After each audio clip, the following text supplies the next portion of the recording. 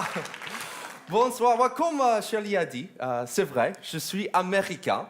Ça fait 10 ans que je suis en France maintenant, donc je parle vraiment comme ça. C'est mon vrai accent. J'avoue que c'est un peu pourri. C'est un mélange entre Jane Birkin et Karl Lagerfeld. Bourré.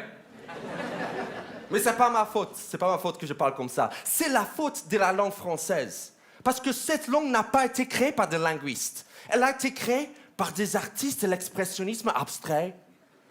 Je prends un E, un A et un U. Et je le prononce O. Après, je mets un X. Mais je le prononce pas. Et après 10 ans, ça ne va pas mieux parce que la langue française, c'est comme des maths. Plus on apprend, moins c'est facile. Par exemple, je vois toujours pas la différence entre les mots suivants. Balle, boule, bulle, ballon, boulet, bille et couille. En anglais, ils sont tous ball, OK? Pendant longtemps, je pensais que tous ces mots étaient la conjugaison d'un seul et même verbe baller. Je balle, tu boules, il bulle, nous ballons, vous boulez, il bille. Et on couille.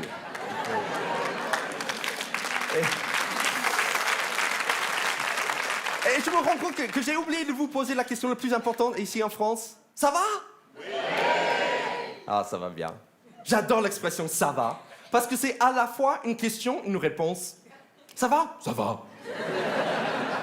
Ça va? Ça va. Donc quand les Français se rendent compte, ils sont comme des perroquets qui essaient d'identifier un membre de leur propre espèce. Ça va? Ça va. Ça va? Ça va? Ça va? Ça va. Mais ce rituel est très important parce que si tu dis pas ça va, il faut avoir une très mauvaise nouvelle pour le justifier. Ça va? Ça peut aller. Mais pourquoi? Ah, j'ai mal à la tête. Oh, ça va. Donc avec ça va, on peut forcer quelqu'un à aller bien. Il suffit juste d'ajouter oh devant. Oh, ça va. Et bizarrement, plus tu répètes l'expression ça va, moins ça va. Ça va? Ça va, ça va. Ça va. Si la personne le dit une 4e fois, attention, elle est suicidaire. Et il faut savoir que souvent, les gens me demandent pourquoi je suis venu en France. Pourquoi je suis venu en France? Et je leur dis que, comme beaucoup d'Américains, je suis en France pour ne pas travailler. Mais je suis là pour réaliser le rêve français, qui est 5 semaines de congés payés, une sécurité sociale de folie et la liberté de pouvoir s'asseoir à la terrasse d'un café, en fumant une cigarette, en buvant un apéritif et en disant les saloperies sur tous les gens qui passent devant. Ça, c'est le rêve français et c'est pour ça qu'on est là. Et je suis là aussi parce que j'adore les Françaises, vraiment. Je trouve que les Françaises sont très féminines et on voit ça dans la manière dont elles s'habillent, surtout à Paris. Parce que l'image est très importante à Paris. Les gens à Paris s'habillent comme si Paris était un énorme défilé de mode. Salut. Et ça, c'est que les hommes.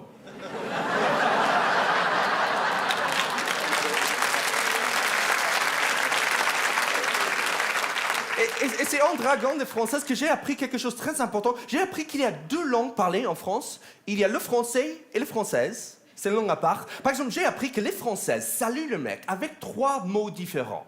Et le mec peut savoir où il en est avec elle, sexuellement parlant, basé sur son choix de mots. J'explique. Il y a la catégorie bonjour, salut. Et une 3e catégorie où il faut surtout pas être si tu as le moindre espoir de coucher avec elle. C'est coucou. Parce que si elle te dit bonjour, ça veut dire que votre relation est polie ou professionnelle et donc tout est à définir et tout est possible. Si elle te dit salut, c'est bien. Vous vous connaissez bien, elle t'aime bien. Tu es à une bouteille de champagne et 3 bonnes vannes à coucher avec elle. Mais si elle te dit coucou, c'est foutu. Dans sa tête, tu as le potentiel sexuel d'un lapinou. Et c'est quoi un lapinou? C'est une espèce super mignon de lapin. Une espèce en voie d'extinction parce que personne ne couche avec. Et chaque fois que je rencontre une Française, je ne sais pas s'il faut la tutoyer ou vous voyez. Les gars, les hommes, qu'est-ce qu'il faut dire, tu ou vous? Aidez-moi. Tu, ok. Les femmes, tu ou vous? On n'est pas sûr, hein? Voilà le problème. Parce que ma prof de français, elle m'a dit que quand on rencontre quelqu'un pour la première fois, peu importe la personne, il faut dire vous, pour être poli. Tandis que mon pote Tristan, il m'a dit, si tu veux la niquer, il faut dire tu tout de suite. Donc moi, je préfère dire vous, pour être poli. Et aussi parce qu'à l'époque, je ne comprenais pas ce que ça veut dire le mot niquer. Donc ça m'a fait un peu peur. Et aussi parce qu'une fois, j'ai tutoyé une fille trop tôt. Elle m'a dit qu'on n'a pas gardé le cochon ensemble. Donc depuis chaque fois que je rencontre une Française, je demande d'abord si on peut garder le cochon ensemble.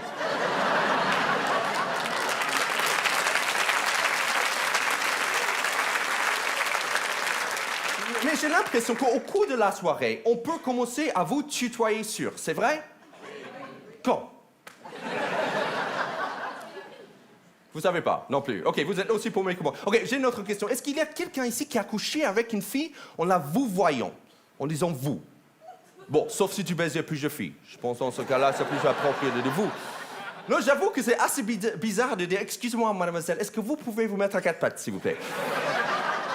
C'est vrai que le plus mauvais français que j'ai jamais parlé, c'était au lit en disant de cochonneries. J'ai eu ma chance avec une fille peu après être arrivé en France. Et il faut dire que c'est assez bizarre de faire un acte d'adulte avec le vocabulaire d'un gamin de 5 ans. Je ne connaissais pas un seul gros mot, mais parce que dans mon cours de français cette semaine-là, on a pris le vocabulaire du marché, j'ai utilisé ça. Quand elle m'a chuchoté dans l'oreille, « Parle-moi ». J'ai dit « Ah oui, achète ma carotte ». Avec ceci, tes melons sont bien mûrs. Ça sera tout. On vous remercie. Mais la langue française est perverse parce que même si on apprend le mot, on est niqué par la grammaire. Vagin, en français, est un mot masculin. Bite est une femme. Les seins sont de gars, les couilles de copines, mais c'est une blague. Et en plein vif du sujet, c'est pas le moment d'aller chercher comment on conjugue le verbe jouir au subjonctif. Moi, j'ai dit, il faut que je jouime. Que je jouis, que je jouis. Mais il faut avoir une notion bac pour se taper une française. En plus, tu peux pas demander à ton prof de français de faire une leçon sur tout ça. Vous imaginez? Lundi, nous apprendrons le vocabulaire de la poste. Mardi, nous irons à la plage. Mercredi, nous baiserons Marie-Estelle.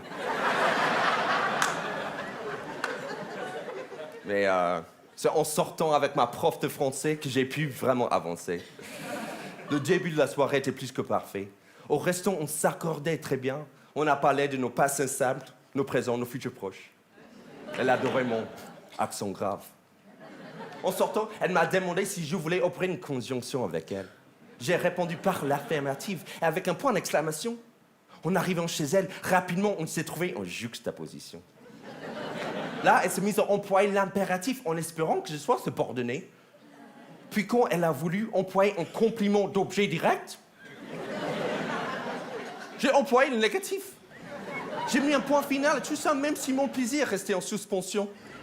En sortant de chez elle, elle m'a demandé si j'aimerais revoir le sujet. J'ai répondu par le conditionnel. Il vaudrait mieux garder toute cette histoire entre parenthèses.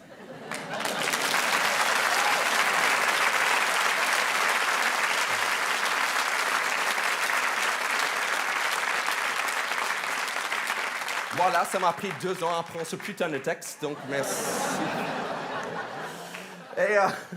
Et aujourd'hui, je suis fier à vous annoncer que j'ai une copine française et on s'est rencontrés dans des circonstances très romantiques. C'était un mariage. Elle était la mariée.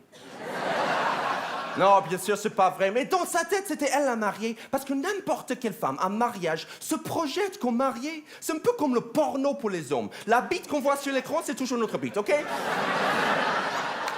Et souvent, les gens nous demandent dans quelle langue on parle entre nous, et entre nous, on parle en français, parce qu'elle est française. Et parce qu'elle est française, elle parle anglais avec la recette suivante. Elle prend une phrase française, elle remplace tout le mot français avec le mot anglais, mais prononcé avec un accent français.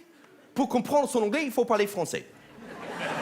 Mais le pire moment de communication entre nous, c'est quand elle emploie des anglicismes. Vous voyez ce que c'est, les anglicismes?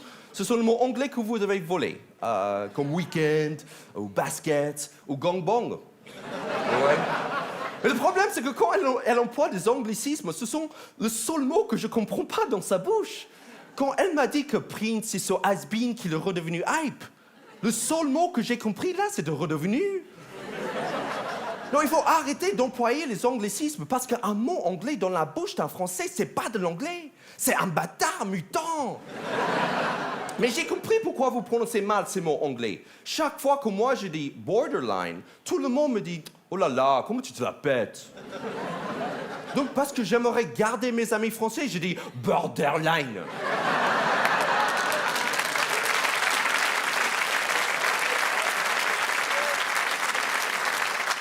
Par contre, il faut dire que vraiment, elle est très forte quand elle veut chanter en anglais. Parce que dans ce cas-là, elle m'apprend sur ma propre culture musicale. Une fois, elle écoutait son casque en chantant Billie Jean is not my number. She took my gun, c'est not c'est qui not my soul. Tandis que je ne savais pas que Michael a fait une version de Billie Jean en breton. On apprend tous les jours.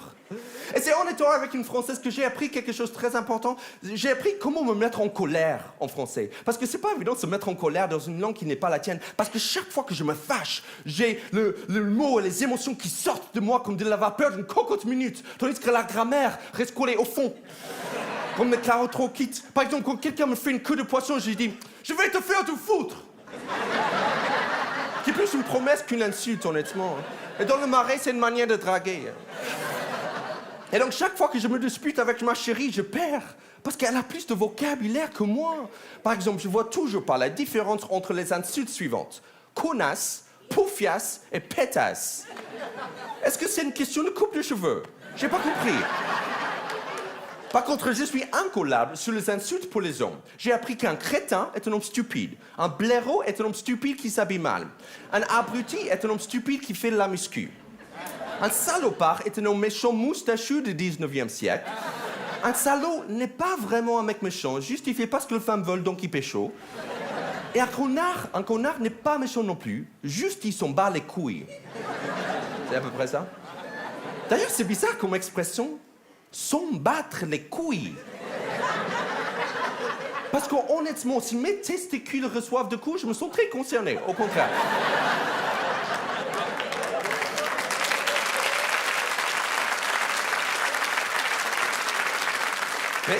Mais une fois j'ai gagné la dispute avec ma chérie. C'est parce que j'ai employé une expression tellement hard, tellement trash, que ça n'existe même pas dans la langue française. Cette expression est tellement crue que je pense pas la dire ce soir, en fait.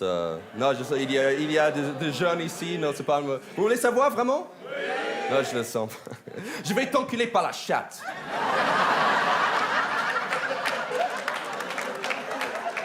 Elle était très surprise. 9 mois plus tard, j'étais papa. Et je voudrais finir avec un petit moment touchant. En fait, j'avais un ami à moi qui m'a rendu visite depuis les États-Unis et j'ai pas vu cet ami depuis 10 ans. Et donc, il était fasciné par ma vie ici en France.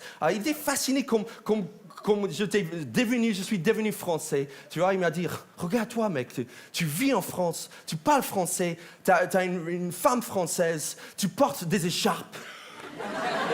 Pourtant, tu aimes les femmes, t'es français. Comment tu te sens?